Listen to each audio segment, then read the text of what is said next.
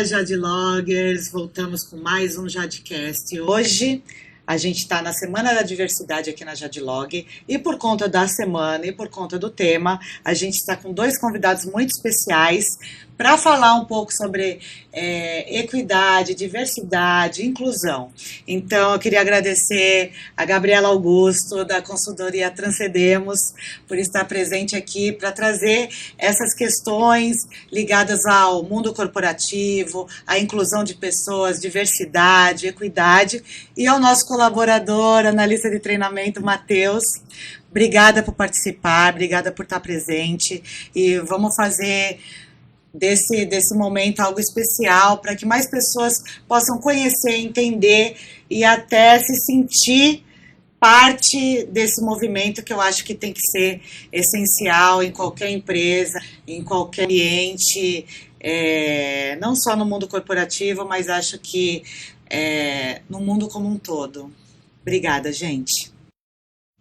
Gabi, começar com você. Queria entender um pouquinho o seu papel na Transcendemos e o que ela faz diretamente. Maravilha, eu queria agradecer em primeiro lugar o convite, é um prazer imenso estar aqui ao lado de vocês, participando dessa conversa e também contando com a nossa audiência aqui que nos assiste hoje. Bom, sobre assim, a minha jornada, a jornada da Transcendemos, se eu fosse te responder mais diretamente, eu diria que o nosso objetivo é ajudar outras empresas a se tornarem mais inclusivas. Então, como que a gente faz isso? Por meio de treinamentos, por meio de um apoio estratégico. Porque primeiro a gente precisa entender quais são os desafios que uma organização enfrenta no que diz respeito à igualdade entre homens e mulheres, no que diz respeito ao combate ao racismo, combate à LGBTfobia e todos os outros preconceitos. Então, a gente precisa entender quais são as dores ali, para a partir desse diagnóstico, definir o que precisa mudar. Então, é recrutamento? É treinamento? É outro tipo de política ou processo que precisa mudar? E tendo isso bem definido, bem desenhado, a gente consegue estabelecer metas, compromissos e a partir daí implementar um plano de ação propriamente dito. Então, é isso que eu e a minha equipe nós fazemos no dia a dia. A gente entende que hoje, assim, eu acho que você falou de processo seletivo, eu acho que aí a gente já enfrenta muita coisa, né? Muita dificuldade. Eu acho que muitas empresas acabam ou se apegando em questões menores, ou se apegando só em cotas, sem realmente levar a questão a sério. A gente precisa de cota, então vamos pegar você, e tá decidido. Mas não é a cota em si que tem que ser levada em consideração. Concorda, Matheus? Sim, eu concordo. Você passou pelo processo seletivo. E aí? Bom, processo seletivo, quando você é LGBT, ele vai muito além do básico. Porque quando uma pessoa heterocis, ela está procurando um emprego, o que ela busca? Salário, ela quer entender os benefícios, carga horária, todo aquele beabá que todo mundo procura. Né? O LGBT também, ele passa por essas necessidades, por essas procuras, mas ele também quer procurar um lugar seguro para ele trabalhar, um lugar que ele vai ser acolhido, que ele possa ser quem ele é e não vai ser discriminado por isso, que ele se sinta seguro para expressar a sua opinião da forma como deve ser expressada ali de acordo com as necessidades, sem não ser levado a sério por ele ser quem ele é. Então o processo seletivo ele é muito mais complexo. Né? E quando eu estava procurando um emprego na época, eu passei por tudo isso até chegar aqui na Jade, né? E foi muito confortável, não vou dizer confortável, mas acolhedor para mim quando eu cheguei e vi o rapaz do RH que me recebeu com um cordão com arco-íris. Me deu um ufa, né? Aqui eles olham para isso de alguma forma. Esse crachá, esse cordão a gente entrega todo ano na Semana da Diversidade, só que a pessoa fica à vontade para usar o ano todo, quando ela quiser. Então as pessoas acabam usando o ano todo, isso é muito legal. Eu tenho meu guardado ali até hoje que eu uso. Eu vou querer um desse também. Depois eu vejo, a gente separa. A Maiara tem. É isso. E aí, você se sentiu acolhido? Sim. E já foi, o processo já rolou de uma forma mais tranquila, acredito eu. Com certeza, com certeza isso faz uma diferença, né? Daí que está a importância da visibilidade, da representatividade dentro de uma empresa. É realmente criar e ter ali um ambiente acolhedor para as diversidades. É aí que você entra, né, Gabi? Basicamente, a gente precisa destacar que não se trata só de abrir vagas, né? Exato. A gente precisa garantir que as pessoas se sintam bem, se sintam felizes, que tenham voz, que façam parte de algo maior mesmo, né? Se sintam realmente integradas. Porque se a gente só tem a diversidade, se a gente só contrata e não olha para a inclusão, que é basicamente a experiência do colaborador, a gente vai colocar de um lado e a pessoa vai sair do outro. Colocar de um lado e sair do outro. A gente vai aumentar turnover, vai quebrar todo um ciclo de cultura e isso vai trazer prejuízo para todo mundo. Para a empresa, para a pessoa que veio trabalhar aqui e se frustrou. Então eu fico Exato. feliz que aqui na Jadlog a gente tenha um ciclo integrado, né? Que a gente consiga olhar para a cultura e também para a contratação. Eu acho que é um trabalho, né, de formiguinha que a gente vem fazendo, porque não deveria ser uma tarefa fácil, mas a gente sabe que tem obstáculos. E nesse sentido, eu queria saber qual que é o nível que você vê de maturidade das empresas no sentido dessa questão de diversidade, de inclusão, de equidade. Bom, sobre esse ponto, eu recomendaria um material do Instituto Ethos, que, se não me falha a memória, o título é O Perfil Social Racial das 1.100 Maiores Empresas do Brasil. Esse estudo ele é bem interessante porque ele permite um panorama do Brasil entre 2018 até 2024, no que diz respeito a ações de inclusão nas empresas. Muito E legal. lá a gente vê um avanço, né? A gente Que vê bom. que de 2018 para cá muitas empresas implementaram grupos de afinidade, políticas de inclusão, todo um programa mais estruturado que gerou avanços, mas esses avanços infelizmente estão direcionados à base.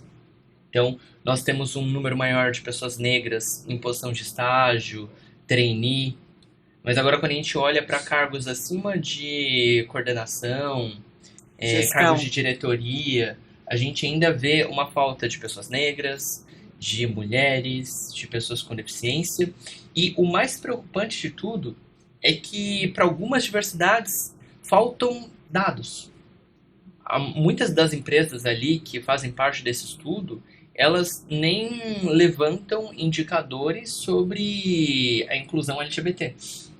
E essa é uma grande preocupação, porque aquilo que a gente não consegue medir, a gente não consegue melhorar. Exato. Então eu colocaria como 2 pontos de oportunidade, sabe? A gente levantar dados e a gente olhar para posições de liderança. Porque isso, eu acho que olhando para esses 2 pontos, a gente consegue enxergar os benefícios genuínos que essas contratações podem trazer para a empresa, né? Porque às vezes as pessoas falam, qual a diferença? É o tom de pele? É a escolha sexual?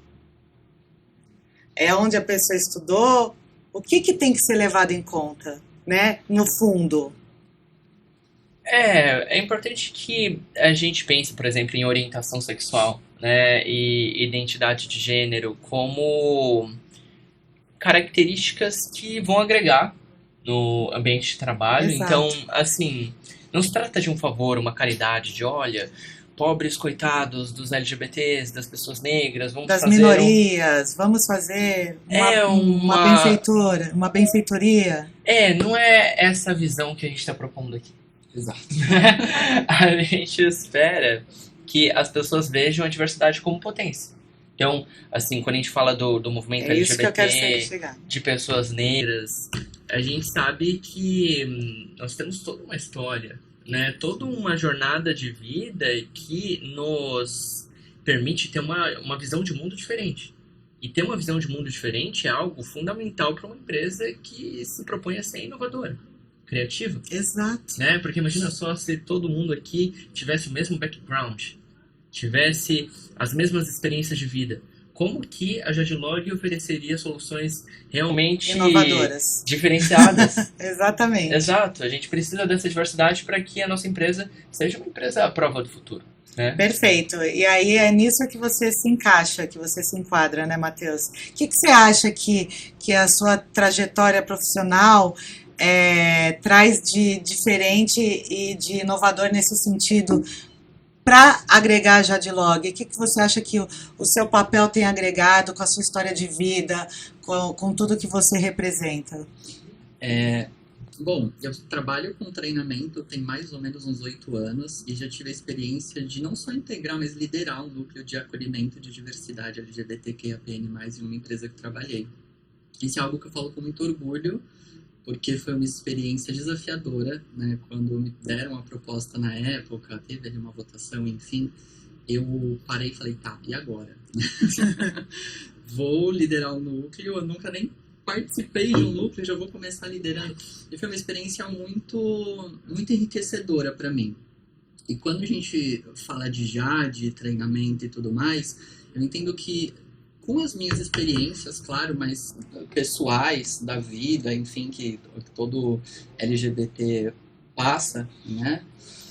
Mas essa experiência profissional traz uma influência de empatia no meu trabalho. Eu acho que a empatia para um analista de treinamento, ela é fundamental, porque você lida com pessoas de todos os tipos de diversidade, cultural, sexualidade, identidade de gênero, étnica. Então, assim, você literalmente lida com as diversidades dentro de uma sala de treinamento.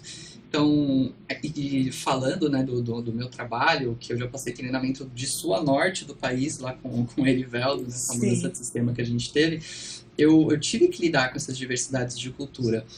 Você não ter uma empatia dentro de uma sala de treinamento, enquanto instrutor, você não consegue chegar aonde você quer. Exato. Que é na pessoa, né? Mudar o entendimento, o conhecimento da pessoa sobre determinado tema. Então, eu acho que toda essa experiência que eu tive teve aí trouxe para mim uma melhoria em questão de empatia, acolhimento, que possivelmente, se eu não tivesse passado por tudo isso, hoje eu não teria isso tão refinado. E é um tema importante, essa questão da empatia. Por exemplo, eu, mulher, branca, heterossexual, qual que é o meu papel em relação às minorias, em relação à inclusão, à diversidade e todas essas formas de novas formas de lidar, de pensamento, de internet, de tudo que a gente tem visto e mal, às vezes, entendido, né?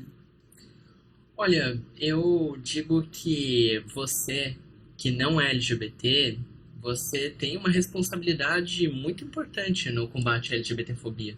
Da mesma forma que uma pessoa branca também tem responsabilidade no que diz respeito ao combate ao racismo. Todo mundo pode ajudar, todo mundo pode apoiar. E nesse sentido, eu tenho dividido as pessoas ou as fases de engajamento, né, nessa jornada pela inclusão em 3 níveis. No primeiro nível estão aquelas pessoas que não reconhecem as barreiras que existem no mundo. São pessoas que vão achar que essa conversa de hoje exatamente é um mimimi.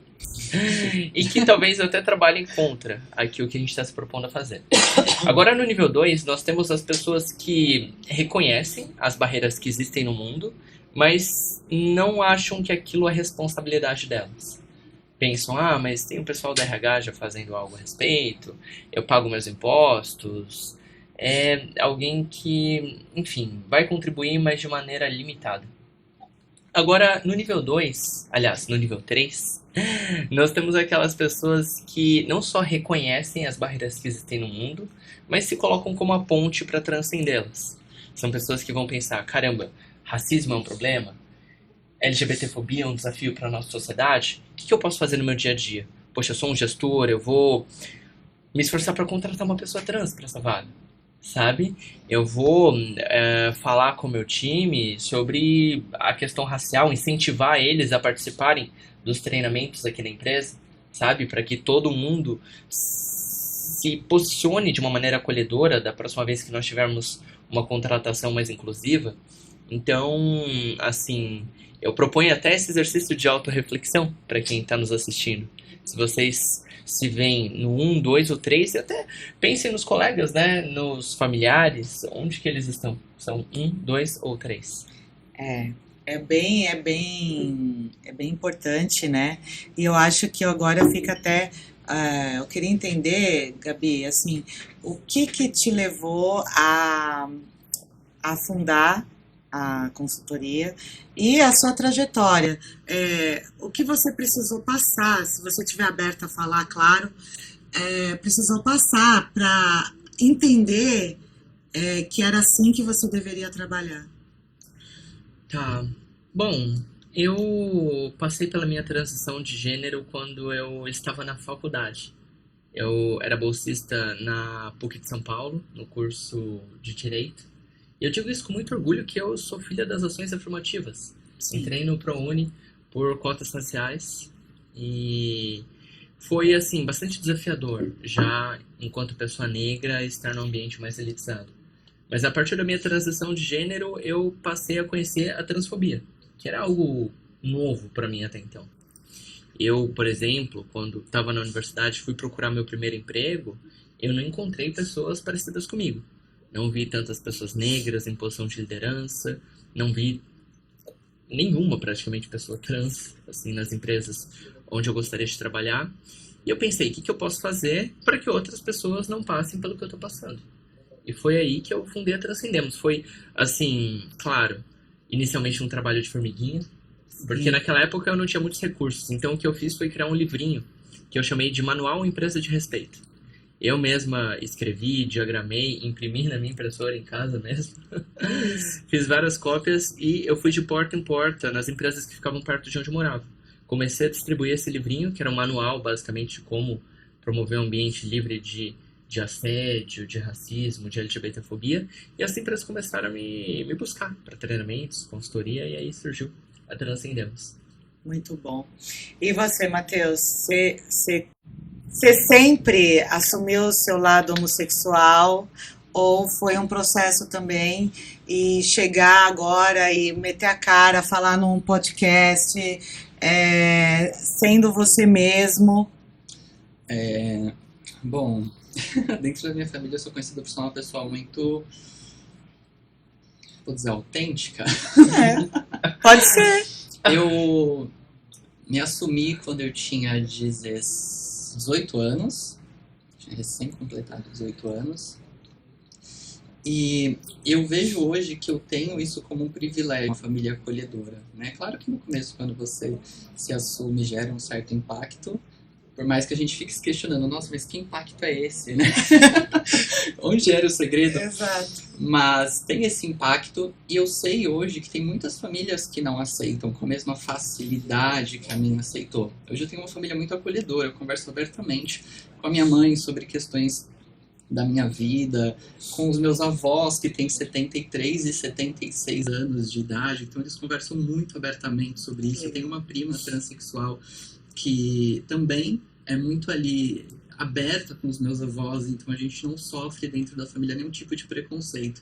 E eu sei que isso, de certa forma, é um privilégio, que não deveria ser. Exato. Né? Deveria ser algo comum. Então, eu, com essa base familiar e tudo que eu venho construindo na minha vida, eu sou uma pessoa muito segura em relação a isso, em relação a quem eu sou. E após um episódio que eu passei em um emprego no passado, eu jurei a mim mesmo que eu nunca entraria em um lugar para trabalhar em que eu precisasse não ser eu, em que eu precisasse mudar quem eu era para poder me encaixar ali. Né? Que é aí que a gente percebe que o erro não está na gente, não está em ser diferente, né? Está no lugar que não te respeita, porque eu acho que o que resume tudo isso é o respeito. Exato. Né? E o respeito eu acho que tem que ser o ponto principal focal, né? É uma frase que até minha mãe, agora no auge dos seus 85 anos, com início de demência, ela sempre fala: Ué, mãe, aquela pessoa ela é homossexual. Ué, qual o problema? Ela matou alguém, ela roubou, é desses que eu tenho que ter medo. Uhum. Então, tipo, assim, é uma senhora que não viveu tudo isso, que às vezes, pela época que ela nasceu, ser tão esclarecida, e às vezes ela entende melhor que o caráter da pessoa não tem nada a ver com a sua orientação sexual, com as suas escolhas, com nada. E que uma coisa não devia interferir. Eu não gosto dele porque ele é gay. Uhum. O que ele fez pra você? E aquele cara que mata, que rouba, ele é heterossexual, mas ok. Então, tipo, uma coisa não devia estar diretamente ligada com a outra. É importante destacar que também não são escolhas. Quando a gente fala de orientação sexual, a pessoa ela não acorda e pensa, Hoje caramba, eu vou gostar de homem, vou hoje gostar de acordei mulher. assim. Eu vou sofrer um preconceito ali. Eu vou apanhar ali, sofrer um Hoje eu preconceitozinho vou ali. diminuir minha expectativa de vida em uns 35 anos. É isso? Então, é importante que a gente lembre que, assim, essas características, elas fazem parte das pessoas e tá tudo bem, né? O mundo é Exato. assim, a gente precisa celebrar essas características e não vê-las como um problema a ser aniquilado, sabe? Porque muitas pessoas, não sei, esperam que os outros sejam parecidos com elas. E o mundo não é assim, né? Exato. O mundo ele é diverso, o mundo ele é feito de diferentes experiências. É importante que a gente valorize elas. E são essas experiências que estão transformando o mundo, né? E agora, nessa geração, nessa fase de internet, que tem muita informação, tem o lado positivo e tem o lado que acaba, né? Sempre tem os haters. Mas como que vocês veem que as próprias empresas aliadas à internet, elas podem estar construindo um caminho mais saudável, mais necessário para a discussão dessas causas, para esse caminho todo que ainda a gente tem que percorrer muito, né? Bom, eu acredito que o posicionamento é um primeiro passo nessa jornada pela inclusão. Porque não se posicionar não Já é um assumir- posicionamento, né? Exato, exato. E esse posicionamento, esse não posicionamento, ele tem consequências também. Né? Se uma organização decide não investir em treinamentos, em cultura, em contratação, isso vai dar errado em algum momento, sabe? Sim. Isso tem consequências jurídicas. É que eu não gosto de defender a mudança. Eu não gosto de defender a mudança pela dor. Eu prefiro falar do amor primeiro. É muito melhor. Mas se a gente for mencionar a dor, aí estão vários riscos trabalhistas, Uhum. estão vários riscos, assim, de responsabilidade mesmo dessa marca, dessa organização. Então, para que a gente vai seguir esse caminho tão mais crítico, tão mais perigoso, se a gente pode seguir pelo amor, sabe? Se a gente pode investir em uma cultura onde todo mundo se sinta bem e vai produzir melhor e que vai gerar mais inovação, mais criatividade, mais produtividade. O que a gente está defendendo aqui é basicamente um ganha-ganha. Algo que é bom para o colaborador, algo que é bom para a sociedade, é bom para a empresa também. Exatamente. E é nisso, né, Matheus? A gente até estava falando antes do Jadcast começar, a questão dos cursos, a questão do que tem sido feito até dentro da Jadlog durante todo o ano, e não só pegar essa semana, focar e depois deixar o tema esquecido para preencher calendário. Não tem que ser assim, né? Não tem, a gente vê que isso acontece, né? Muito comum as empresas se posicionarem dessa forma. No mês de junho, fala, levanta a bandeira, e existe a diversidade, e fora de junho ela se venda, ela se cala, e não existe mais nenhuma diversidade, nenhum problema relacionado a isso. Sim. Né? E, como você disse, nós estávamos conversando antes de iniciar o podcast, que isso é uma das coisas que eu observo aqui na Jade, né? A gente tem, sim, no mês da diversidade as ações, os temas que a gente aborda, que eu acho muito importante, muito bacana, mas o time do RH ele faz um trabalho muito legal, porque no decorrer do ano eles disponibilizam treinamentos, palestras falando de diversidade, então assim, vai o ano inteiro falando disso, né? E também temos as palestras que são aí sobre temas recorrentes, que também há uma diversidade na contratação das pessoas para ministrarem essas palestras. Então a gente vê que tem um olhar para isso, né? Sim. Claro, como a gente falou, tem coisas que podem, ainda precisam ser mudadas, ser olhadas com mais cuidado, mas já existe um olhar, né? Acho que a gente está no caminho certo para isso, só precisamos ter um pouquinho mais de refinamento com alguns pontos, né? Como a gente já tinha conversado antes. Sim, e direcionamento, né? Isso. Eu acho que esse trabalho que a Gabi faz com a Transcendemos é justamente trazer esse refinamento e trazer esse olhar mais assertivo para questões que muitas vezes a gente não sabe ou não tem conhecimento ou não tem vivência, porque eu acho que a vivência também faz muita diferença, né? Você viver, a gente, por exemplo, eu não tenho como estar na sua pele, eu não tenho como saber o que você passou, o que você sentiu, mas eu posso ter empatia e entender e tentar entender tudo que você viveu, né? Mesmo eu não estando no seu lugar, porque eu nunca vou saber. Assim, não me afeta diretamente, assim, não é o meu corpo que é afetado, não é o meu ouvido, a minha mente, mas eu posso ter empatia para entender e falar, não, isso não está certo, isso não pode ser feito dessa maneira. As pessoas têm que aprender a trabalhar, a ouvir, a respeitar e a entender o que é realmente que importa nessa vida, né? E por que a gente está vivendo nesse mundo? Eu concordo completamente com o que você falou e eu acrescentaria mais um fato. Que às vezes a LGBTfobia pode sim te afetar diretamente.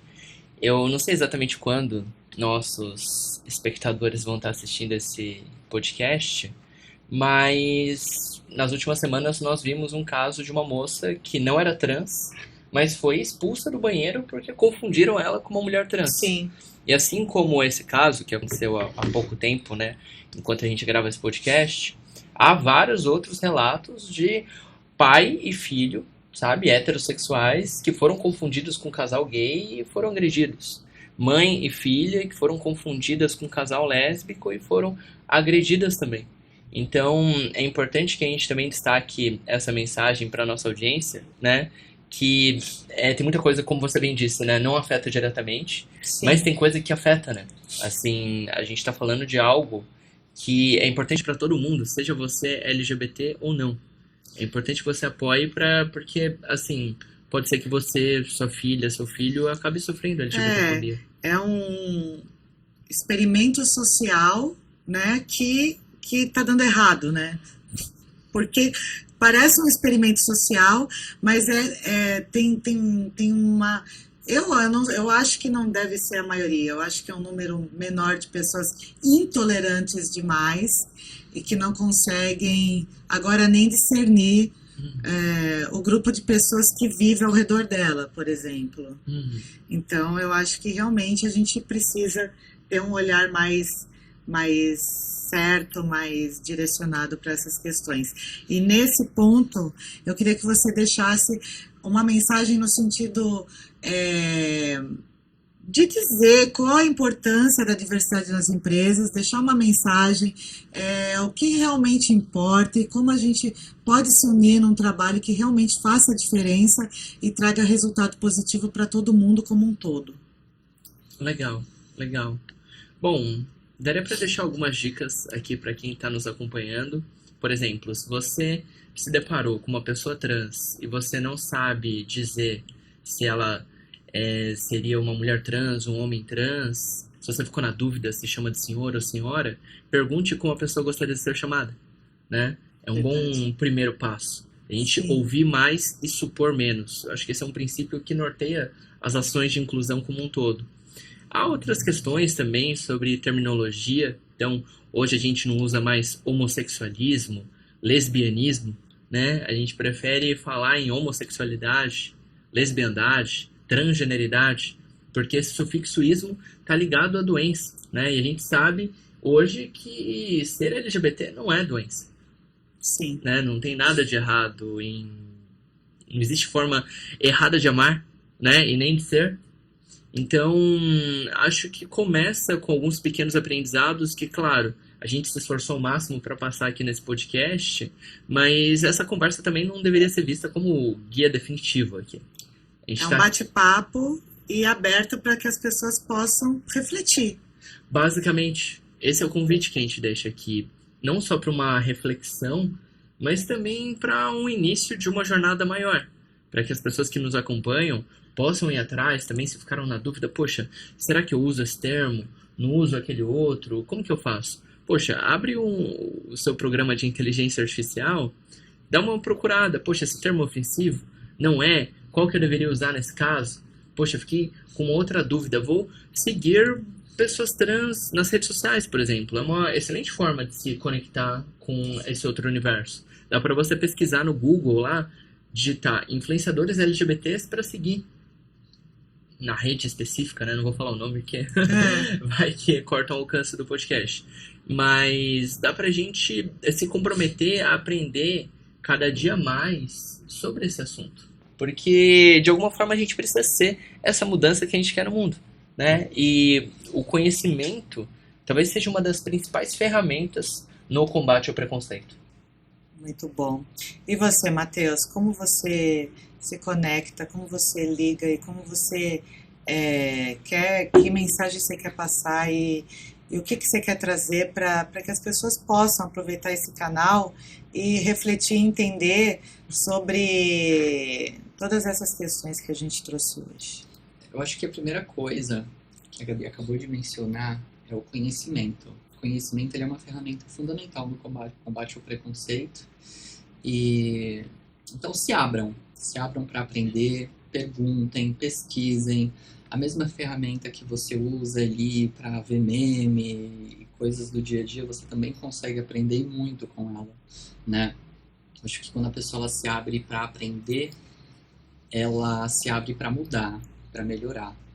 E para as pessoas que acham que por eu não ser, eu prefiro ignorar e tá tudo bem, não tá tudo bem, né? Já foram citados aqui no podcast formas em que a LGBTfobia pode impactar no seu dia a dia de forma direta e indireta.